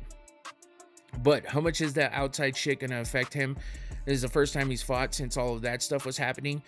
And, he talks a big game. He's overly confident. He's super confident or whatever. But also, him saying that he's already 18-0 when he's actually only 17-0. Him having the celebration dinner the night before he actually fights. That stuff is something that'll come back and bite you in the ass when you finally lose. And if you finally lose when it's too early for you to lose, that really messes with your mind. You know what I mean? Ilia versus Arman later this year. They got to get Arman back in there, man. That's the thing. So, but yeah, that's a great fight. But we got to get past this one first. And I think Justin Gaethje has a chance. Most people say he has no chance. I think he has a chance. Everyone has a puncher's chance.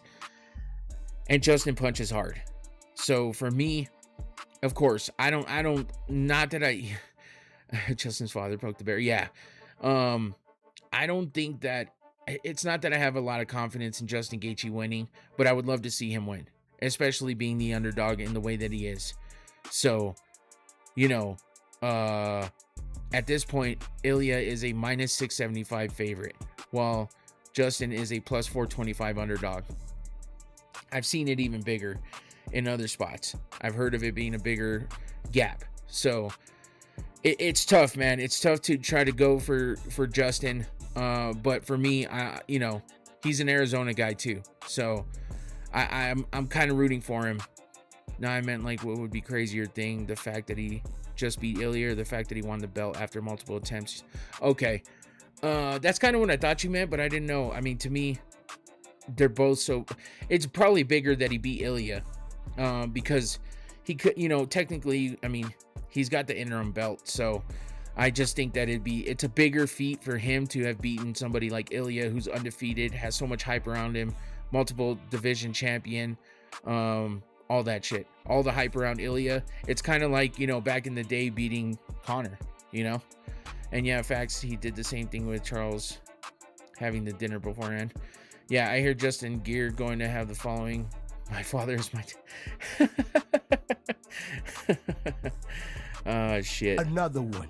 Justin's gonna have a real killer walk him to the cage. Oh shit. Oh shit. Here we go again. Yeah, so I don't know, man. I would love to see Justin win, but you know, everyone's counting him out with good reason. You know, we've seen Ilia do so many big things. He finishes Max Holloway, never been finished. Finishes, you know, oh, no worries, Antoine. Don't worry about it, man. Finishes Max Holloway, who's never been finished. Does the same with Charles Oliveira in that fashion, you know. Just knocking him clean out like that, and he's just doing things that other people haven't done. So that's what makes it tough. And we see Justin Gaethje gets hit a lot, and Ilia hits different, and that's kind of what I was talking about with Gane, or not Gane, but who was I talking? Chandler and Hoofy, I think. But either way, Ilia hits different, and you know, he's let's see how he bounces back from all this personal shit that he's been going through. I think Justin Gaethje, it's now or never for him. So I would love to see him win, because otherwise it ain't gonna happen after that. I think Ilia can beat the top 5 of welterweight and win the belt. Okay. Yeah, I mean, you're not wrong. You're not wrong. I think it's possible too, but he's got to get past Gaethje first. And this is the time when dominant champions and dominant guys in the sport lose to somebody when they're such a huge favorite. This kind of shit happens a lot. And this is the time that somebody like Justin Gaethje, who does have a couple weapons in his hands, that he hits hard, and we've seen him make people look silly with some of those punches. So this is the time where it could happen for Ilia to drop a fight after all the personal shit he's gone through outside of the cage, the fact that he's been off for over a year, and the fact that there's a lot of, you know, overconfidence there. Is he going to fight emotional because of Justin saying the things he did that he took in a certain way? You know, is it going to be too emotional for him with all the things in the background, plus that, you know, because now it seems like he flipped the switch after having some respect. Now he's talking a lot of shit, and, you know, like Johnny said, like Johnny said, he poked the bear. Justin looks slow and sloppy against Patty. I mean, true.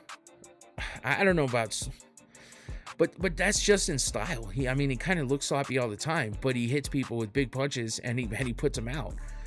But Ilia is way more technical and tactical, and he's just better overall. So I'm just saying, Brady versus Ilia would be the dream fight.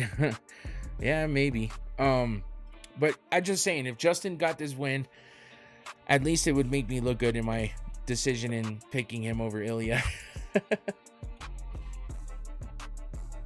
Because we still have to go over picks, and I think I'm changing picks at this moment. I think I have to. So we know what this fight's about. We know the stakes, and we know what each fighter has. What each fighter has as a strength. And as far as Ilia with weaknesses, there's not much there except for the mental portion that could possibly kick in after being off for so long, and all the shit that he's gone through outside of the cage. So that's the thing that's the reason why I say, if any time somebody were to beat him being such a big underdog, it could be now, and it could be Justin unifying the belt and getting the undisputed for himself. Imagine if that were to happen. Cinema. Not to mention he's the U.S. fighter fighting at the White House lawn. he didn't put Patty out. I know, but Patty, I mean, we haven't seen... I get it, man. Everyone's going to doubt the Justin Gaethje thing. I understand every fucking aspect of it, but, you know, Ilia very confident in touching Justin in 2 minutes. I like it. Ilia first round KO. Ilia too prepared. Well, yeah, because he's been off for a fucking year. He's always prepared. He better be prepared to talk all that shit. I'm not saying that I think that Justin's gonna win. I would just like to Justin to win. The winner gonna get an apple pie. Anyway. All right, so let's get to these picks. And like I said, I am gonna change my picks here because, and actually I'm only gonna change one pick. And that pick's gonna be, I did pick Topuria because I was going with logic, but you know what? Last minute change up here because I feel like I want to change it up. I'm going with Gaethje. Fuck it. The winner gets, oh. Fuck it. There we go. Fuck. Anyway. Yeah, I'm doing it. So let's see what the Fight Wheel has for us with predictions. UFC sending Justin out to pasture. I mean, maybe, but that's what they always say about Justin. If anybody's a tough opponent for him, that's what they thought about Patty too. And I mean, he beat him, regardless. So, I hate Justin. Aw, that's a damn shame. All right, let's see what the Fight Wheel, predicts as opposed to what I predicted. And we got our first fight being picked, and that's Diego Lopes. I picked Steve Garcia because you heard me talking about Steve Garcia and how I like him in this fight. Not to mention, I just like his fighting style and what he's about. So I'm picking Garcia, but the Fight Wheel is going against me and picking Lopes. Not a bad pick. He probably is the favorite. I mean, it was kind of close, but, you know, I get it. So let's remove that. Let's remove Garcia.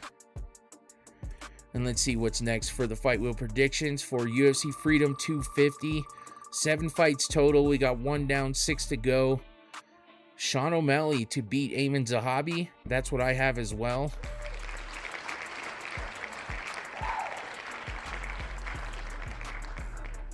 All right. So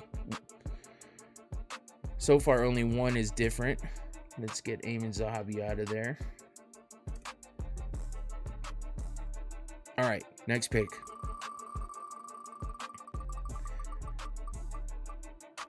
Next up, oh, look at that. Justin Gaethje. Justin Gaethje to beat Ilia Topuria. That's kind of crazy. I'm not going to lie. For the Fight Wheel to predict it too. I mean, obviously totally random. And that doesn't always mean it's a good pick. But listen, the Fight Wheel predicted it too. So we're either both going to be wrong or we're both pulling out a huge upset here. I don't know. We'll see how I feel closer to the fights. Maybe I'll even put some money on it. Let's go. The Arizona bias. I just saw that. Next up, we got, Alex Pereira to beat Ciryl Gane. So we both agree on that one as well, which is also crazy because so many people seem to think that's not going to be the case. So I might be good on that one as well. We'll see. Both me and the Fight Wheel went 4-1 in last week's picks. So, oh shit. So we'll see if that happens again. I did not even write it in there. There we go. The wheel is fascist. Oh man. All right. Next up. How many we got left? 3 more fights? 1, 2, 3 more fights. Oh shit. Derek Lewis to beat Josh Hokit. Wow, I can't believe how many of these fights we're getting that are similar. That could be really bad or really good. I don't know. I'm sure you guys aren't liking these picks much, but that's okay. 2 more fights left for UFC Freedom 250. Hoofy versus Chandler. Nickal versus Daukaus. Michael Chandler to beat Mauricio Hoofy. Brendan Schaub seems to be pretty convicted on his thoughts on Michael Chandler beating Mauricio Hoofy. So we'll see if he's correct. We'll see if the Fight Wheel predicts that correctly. And but I picked Hoofy, so we're different on that one as well. So that's only 2 different picks between me and the Fight Wheel. so far. Oh shit, and I keep closing it out. Damn it. All right, last one. Kyle Daukaus versus Bo Nickal. I picked Nickal, and so did the fight wheel. So we only have 2 different picks here, which is kind of crazy considering the fight wheel is picking randomly. But yeah, there's your fight wheel predictions. Next to mine, we both picked Justin Gaethje in the main event. So that's crazy either way, because it's gonna be crazy if he actually wins, and it's crazy to think that he does win over Ilia.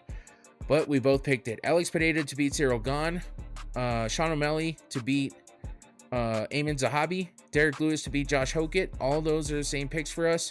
Then it gets different. Hoofy versus Chandler. I picked Hoofy. Fight wheel predicted Chandler. I picked Bo Nickal. Oh no. Did we both pick Nickal? Yeah, we did. We both picked Nickal, and then I picked Steve Garcia. The fight wheel predicted Diego Lopes. So those are your totally random fight wheel predictions. Next to mine, we both went 4-1. Our one loss was 2 different fights. They were not the same fight that we lost, but we both went 4-1. If Derek Lewis wins, Frederick Douglass, Fred Hampton, Malcolm X will be smiling. Oh my God. Another one. I shouldn't even have read half of that, but that's okay. It's not a big deal. Anyway, that's it. That does it for the preview and breakdown of UFC Freedom 250. I like the back and forth, man. I don't expect everybody to agree with me. I'm actually trying to go out there and pick something different than what everyone else is picking, for the simple fact that I do like Justin Gaethje. I do like, and not for any other reason than his fighting style, and what he's done in the past. And I'm just trying to have some hope for the US guy too.